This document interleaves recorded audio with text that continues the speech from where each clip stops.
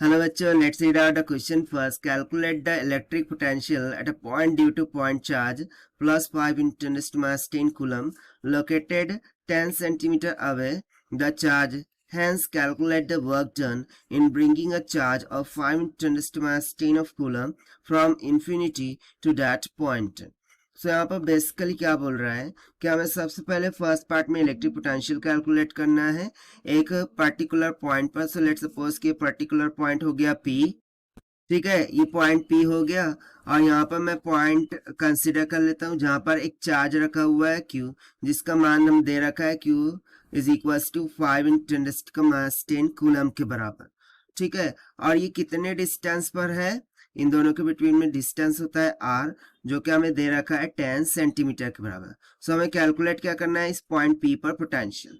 सो चलिए स्टार्ट करते हैं हम सॉल्यूशन से. But before of its let's talk about the key concept which we are going to use here for this question. So potential at a point from a point charge, उसका formula क्या होता है? This is equals to k times of q divided by r के equal, जहाँ पर k का मान होता है 1/4 पाई एप्सिलॉन नॉट के इक्वल. ना यदि यहाँ पर मैं देखूँ तो r का मान हमें दे रखा है 10 सेंटीमीटर, मीटर में कर लेंगे हो जाएगा 10⁻2 मीटर के बराबर. ठीक है, इतना हो गया. फिर सिमिलरली मैं यदि Q की बात करूं वो हमें देकर रखा है +5 × 10⁻10 कूलम के बराबर.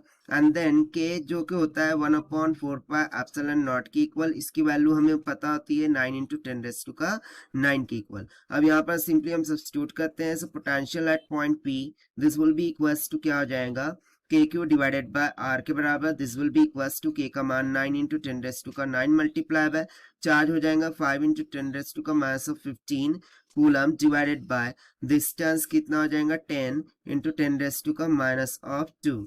सो देखिए यहाँ से 10⁻9 से 10⁻15 में से कुछ चला जाएगा और 10⁻2 भी यहाँ से चला जाएगा.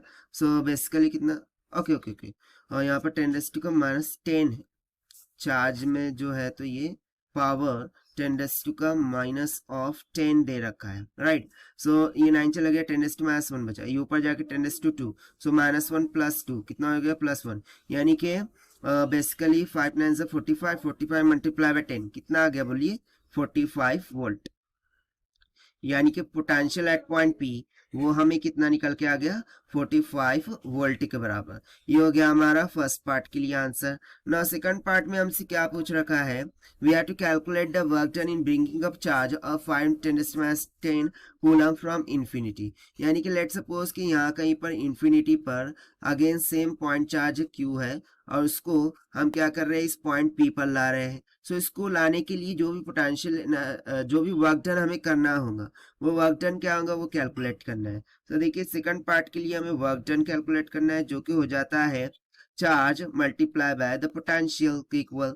सो यहाँ से this will be equals to charge कितना है सो वो भी हमें दे रखा है 5 × 10⁻10 कूलम के बराबर multiply by potential at point P वो तो हमने ऑलरेडी निकाल के रखा है दैट इज 45 वोल्ट. सो इसको मल्टीप्लाई कीजिए. So W will comes out to be कितना आ जाएगा 225 ओके 225 × 10⁻10 जूल के बराबर. सो ये इतना वर्क डन हो जाएगा to bringing a point charge from infinity to point this P.